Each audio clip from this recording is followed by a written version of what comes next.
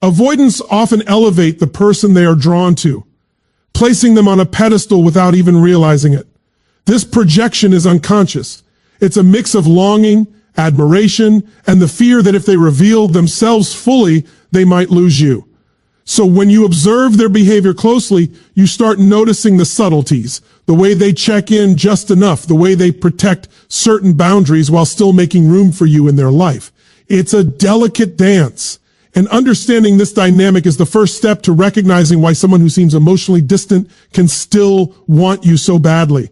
And let me be clear, this isn't about excuses for inconsistent behavior. Avoidance can be challenging, and their resistance can feel painful, confusing, and even maddening. But the truth is, their avoidance doesn't equate to a lack of desire. It's a mechanism for coping with their internal discomfort. By recognizing the paradox of avoidant desire, you gain clarity. You see that their push isn't necessarily a rejection of you, it's a reflection of their own internal struggle. Here's the ultimate takeaway. When you understand this paradox, you stop reacting impulsively. You stop trying to chase or force closeness, and you start seeing patterns for what they really are. You begin to distinguish between the push of fear and the pull of desire. And that insight alone gives you a powerful position. Not a position of control over them, but a position of understanding, presence, and strategic awareness. So the next time you feel frustrated by their distance, remember this. The very resistance you experience is often the most honest indicator of their deep, sometimes hidden desire. Recognize it, respect it, and navigate it with intelligence and self-awareness.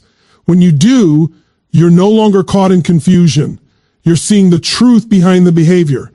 Because in the world of avoidance psychology, understanding the paradox is the first step toward influence. And that, my friends, is where real power begins. Now that we've explored the paradox of avoidant desire, let's dig deeper into a concept that's just as powerful and just as misunderstood, the tension between fear and fascination. This is where things get really interesting because it explains why avoidance can be so magnetic, why they seem to pull you in even as they push you away. At first glance, it may seem illogical. How can someone be so distant, yet so drawn? But when you understand the psychological mechanics at play, it becomes clear their fear doesn't diminish desire, it intensifies it. Think of fear and fascination as two sides of the same coin. On one side is fear, the fear of intimacy, of vulnerability, of losing themselves in someone else. On the other side is fascination, a deep, almost irresistible curiosity and attraction toward the person who triggers their emotions. These two forces don't cancel each other out, they amplify one another. The more intense the fear, the more compelling the fascination becomes. This is not manipulation, human psychology at its rawest. The avoidant isn't consciously trying to create tension. Their nervous system is simply wired to respond to closeness as both threatening and desirable simultaneously. Here's an important nuance. The avoidance fear isn't about you personally. It's about what closeness represents. Loss of autonomy, exposure of vulnerability, the risk of being hurt. And yet the very person who triggers these fears is also the person who embodies what they secretly crave: emotional connection, intimacy, and the sense of being seen and understood.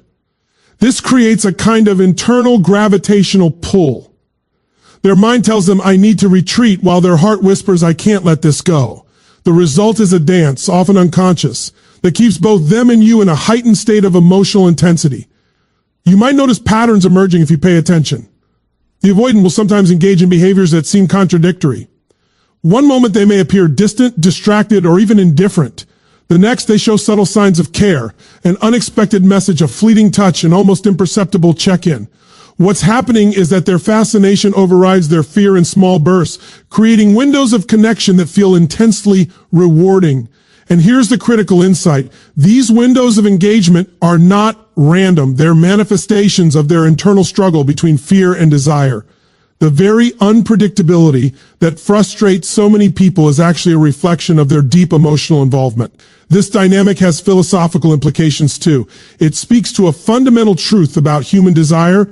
We are often most drawn to what challenges us, Hat creates tension and ambiguity.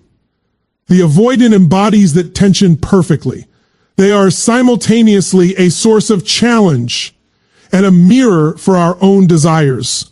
When you realize this, you start to see their behavior not as rejection, but as an expression of a complex psychological mechanism, one that, when understood, can be navigated with clarity and purpose. It's also worth noting that the fear-fascination interplay teaches us something profound about attachment and autonomy. Avoidants are not rejecting love, they're protecting themselves while still being drawn to it. They are navigating the fine line between intimacy and independence. And the more you understand that line, the less personal their push-pull feels. This understanding transforms confusion into insight. It allows you to approach them with awareness instead of reaction, with strategy instead of frustration. So, what's the takeaway here? Fear and fascination are inseparable in avoidant psychology. The intensity of their attraction often mirrors the intensity of their inner fear. When you observe the oscillation between distance and engagement, you're witnessing the very engine of their desire. And the more you comprehend this, the more empowered you become. Not to manipulate, not to chase, but to navigate the relationship with intelligence and presence. Because at the heart of this paradox is a profound lesson. Desire is rarely linear. It's messy, contradictory, and deeply human. And when you understand that their fear fuels their fascination, you no longer feel trapped by their unpredictability. Instead, you see the pattern, the psychology, the truth behind the behavior. And that clarity, that deep insight is where real connection begins. Remember this, fear does not negate desire. It enhances it. In the delicate dance of avoidant psychology, understanding this principle gives you the power to remain grounded, confident, and aligned with your own values, even as you witness the intensity of their pull. By now, you're beginning to see the patterns, the paradox of desire, the tension between fear and fascination. But there's another layer that often traps people in cycles they can't explain, what I call emotional ping pong. It's the push-pull dance that avoidants unintentionally create, and it's one of the most powerful drivers of attachment, attraction, and yes, obsession. If you've ever found yourself wondering why someone who seems distant still dominates your thoughts, this is where the answer lies. Emotional ping pong is the phenomenon where your feelings and their behavior are constantly bouncing off each other, creating a dynamic that feels magnetic but exhausting at the same time. Imagine a ball being hit back and forth. You swing toward connection, they retreat. They swing back, you pull away, and round it goes. On the surface, it might seem chaotic or even manipulative, but in reality, it's rooted in very human psychology. The avoidant isn't consciously trying to keep you off balance. Their nervous system is responding to the tension between closeness and autonomy, between fear and desire, and the result is a rhythm of emotional approach and withdrawal.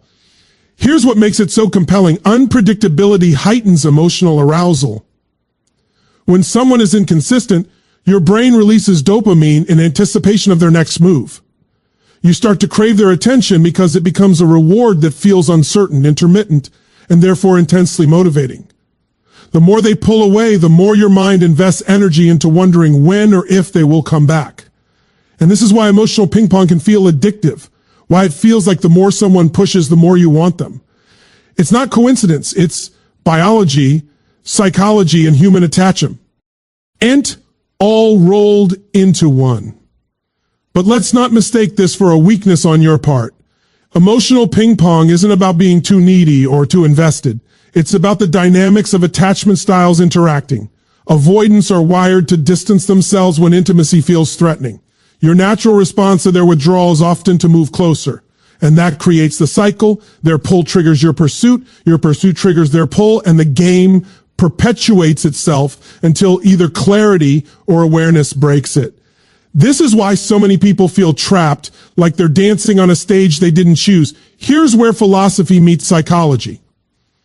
Emotional ping pong is a mirror, not just of their fears and desires, but of your own. It reflects the human tendency to chase what challenges us, to seek resolution in uncertainty. It forces you to confront your own boundaries, your own sense of self, and your willingness to tolerate tension without losing yourself. When you understand that this cycle is natural, predictable even, you stop interpreting their pull as rejection.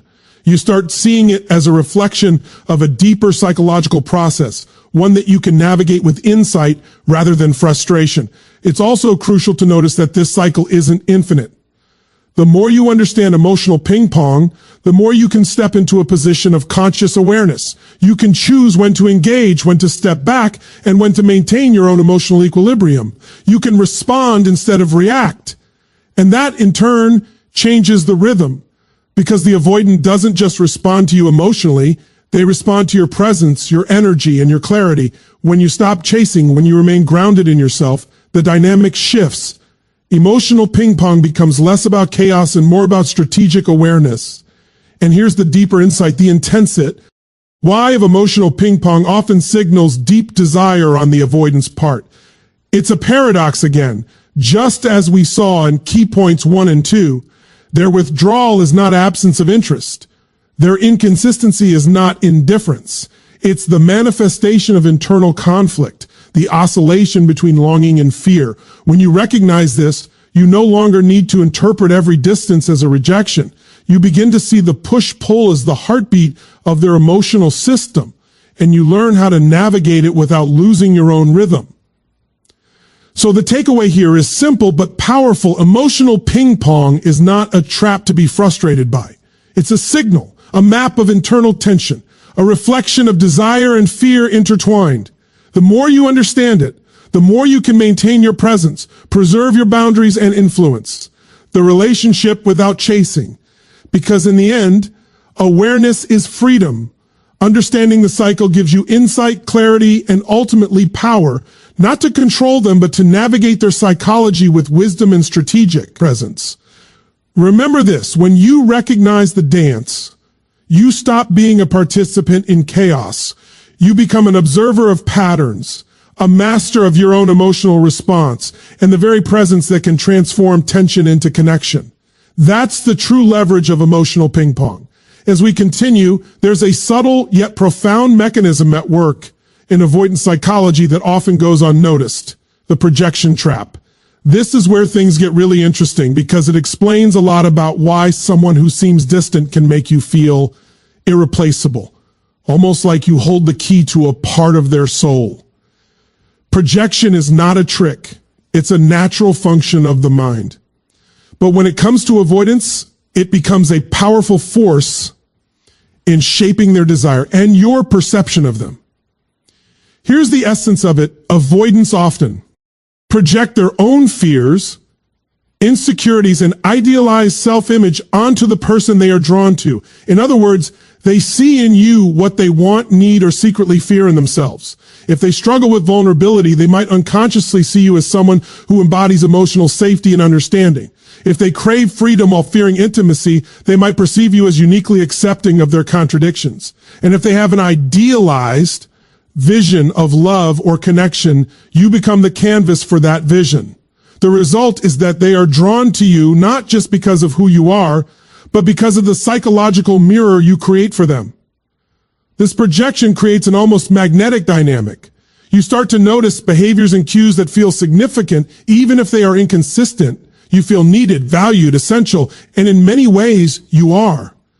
But it's important to recognize that part of what you're experiencing is a reflection of their inner world, not a perfect map of objective reality. They are placing parts of themselves onto you, and those projections amplify the intensity of their attachment. It's like they are saying, without words, you are what I have been unconsciously searching for, even if that search is driven by fear as much as desire.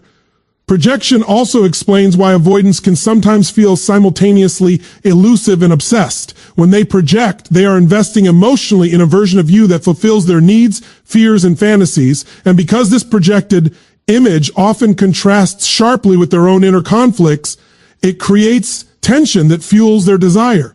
They are chasing not just you, they are chasing a resolution to their own internal dissonance. And here's the fascinating part. The more you understand this, the less you take their behavior personally. You begin to see that their intensity, their fascination, even their inconsistency are reflections of their inner landscape, more than commentary on your worth. This is where psychology meets strategy. Once you recognize the projection trap, you gain clarity and agency. You start distinguishing between the parts of them that are truly being expressed and the parts being projected onto you. You can navigate the relationship without being overwhelmed by their intensity, without feeling compelled to fix them, and without losing yourself in the process.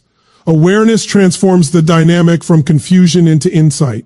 You begin to see their desire as both real and filtered through the lens of their own psyche. Philosophically, this is profound because it reminds us that human connection is often a mirror, reflecting what we carry within ourselves and what others carry within theirs.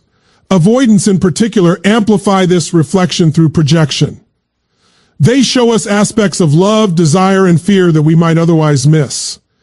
And when you recognize this, you can engage with them not as a passive participant in their inner narrative, but as a conscious presence who understands the forces at play. It's also worth noting that the projection trap can be a test of your own awareness and boundaries. Because they are placing so much of themselves onto you, it's easy to feel overly responsible for their emotions or overly compelled by their attachment. But here's the critical insight. You maintain your power by observing without absorbing. You honor their inner world without letting it define yours. You respond with clarity, presence, and self-respect.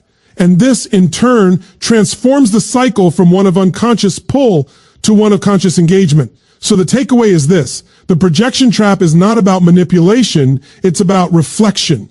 Avoidance project, we respond, and the intensity of attraction often follows. When you understand that, you stop being swept away by inconsistency and emotional turbulence. You gain insight, presence, and influence without chasing, without losing yourself, and without misinterpreting their fascination as superficial or random. Remember this, their projections are powerful, but your awareness is more powerful. Recognize the mirror, honor the reflection, and step into the relationship with clarity, strength, and intentional presence. In doing so, you not only understand avoidance psychology, you master your own response within it. Now, let's explore a psychological mechanism that subtly but powerfully influences human attraction, especially in avoidant dynamics, the scarcity effect. It's the principle that when something feels limited or inconsistent, our brain assigns it more value. And in the world of avoidance, this scarcity isn't manufactured. It emerges naturally from their push-pull behavior, their oscillation between engagement and distance. Understanding this effect gives you insight into why someone who seems to withdraw can simultaneously make you feel like you are their ultimate priority. The scarcity effect is rooted in both psychology and biology. Our brains are wired to respond to what's uncertain or rare with heightened attention. Evolutionarily, scarcity signals importance. Resources that are limited are worth pursuing. In human relationships, emotional availability is one of those resources. When someone is consistently accessible, their presence becomes normal, predictable, even background noise. But when someone is inconsistent, occasionally distant, or selectively attentive, as avoidants often are, our brains interpret that behavior as a signal of higher value. That intermittent availability creates a heightened sense of urgency, desire, and fascination. Consider this. When an avoidant retreats, disappears, or holds back, it triggers a SUT, the form of scarcity. Their attention becomes something to earn, something that isn't guaranteed. And that uncertainty activates dopamine pathways in your brain, the same neurochemical system responsible for motivation, reward, and anticipation. Every interaction becomes an opportunity, a fleeting moment that feels precious precisely because it is not constant. In essence, the very unpredictability that frustrates you is also what makes them magnetically attractive. But the scarcity effect doesn't operate in isolation. It interacts with everything we've discussed so far. The paradox of desire, fear, and fascination, emotional ping pong and projection. The avoidance internal tension, the oscillation between desire and fear, creates the perfect conditions for scarcity to take hold. Their distance isn't a withdrawal of interest, it's a fluctuation in availability that your mind interprets as rarity. And because human psychology is wired to value what feels rare, their intermittent presence feels more significant than constant availability ever could. This dynamic has philosophical implications too. Scarcity challenges our assumptions about what creates desire. It's not always about being present, consistent, or predictable. Sometimes desire intensifies precisely because access is limited. This is counterintuitive in a culture that often emphasizes continuous attention as proof of care. But when we understand scarcity, we see that the intensity of attraction is often amplified by what feels just out of reach. Avoidants are masters of this effect, not by design, but by the natural rhythm of their inner conflicts.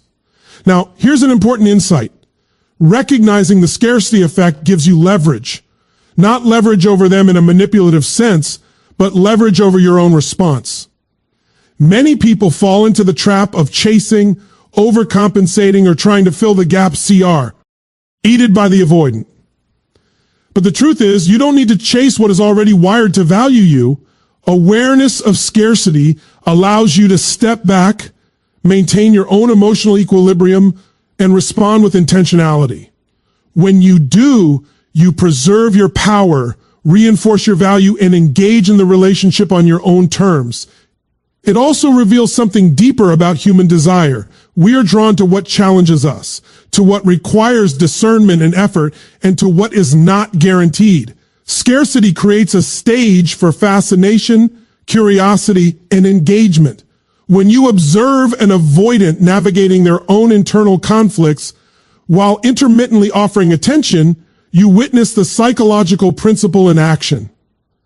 Their limited availability makes them feel more precious, and understanding this principle allows you to see the dynamics clearly rather than becoming emotionally hijacked. So the takeaway here is profound.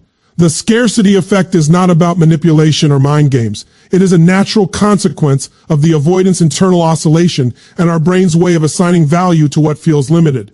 Recognizing it allows you to interpret their behavior with clarity, maintain your boundaries, and cultivate connection without losing yourself in the uncertainty.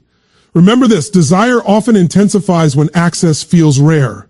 Scarcity is not a flaw. It's a psychological principle at work. By understanding it, you step out of confusion and into awareness, positioning yourself with insight, presence, and strategic patience. The more you grasp this, the more empowered you become. Not to control them, but to navigate the relationship with wisdom, self-respect, and clarity. Finally, we arrive at what I call the hidden key to influence. This is the point where all the psychological patterns we've discussed, the paradox of desire, fear, and fascination, emotional ping pong, PR, objection, and scarcity come together. Understanding this key is not about manipulation, control, or coercion. It's about presence.